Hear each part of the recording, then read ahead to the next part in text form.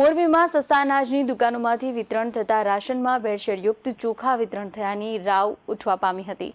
તેમજ સતત 3 મહિનાથી આ રીતે અલગ અલગ વિસ્તારમાં વિતરણ થતા લોકોમાં રોષ જોવા મળી રહ્યો છે। માહિતી મુજબ મોરબી જિલ્લામાં પુરવઠા વિભાગ દ્વારા ગરીબ અને જરૂરિયાતમંદ પરિવારને ઘઉં, ચોખા, ખાંડ તેમજ અન્ય નાની મોટી જરૂરિયાત મુજબના રાશનનું વિતરણ કરવામાં આવે છે। જોકે સસ્તા અનાજની દુકાનોમાં વિતરણ કરવામાં આવતા અનાજની ગુણવત્તા લાંબા સમયથી સવાલોના ઘેરામાં રહેતી હોય ત્યારે હવે ચોખા મુદ્દે પણ ફરિયાદ ઉઠી છે। મોરબી શહેરના વજેપર વિસ્તારમાં તેમજ આસપાસના અન્ય વિસ્તારમાં આવેલા પંડિત દીનદયાળ ઉપાધ્યાય સસ્તા અનાજની દુકાનોમાં ચોખા ભેળસેળયુક્ત આવતા હોવાની ફરિયાદ ઉઠી છે। તેમજ તંત્ર દ્વારા ગોડાઉનમાંથી જે ચોખા વિતરણ કરવામાં આવે છે તેની તપાસણી કરવામાં આવે તેવી માંગણી કરવામાં આવી રહી છે। મારું નામ છે ડાભી નરેશ પ્રવીણભાઈ।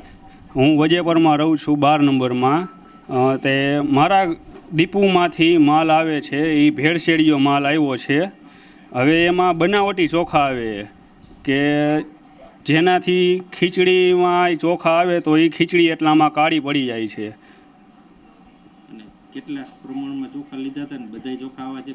બધાય ચોખા એવા નથી, પણ પહેલાં 5 થી 6 મહિનાથી આ વસ્તુ થાય કે પહેલાં ઓછા આવતા અને હવે થોડા કરતાં વધારે આવવા માંડ્યા છે।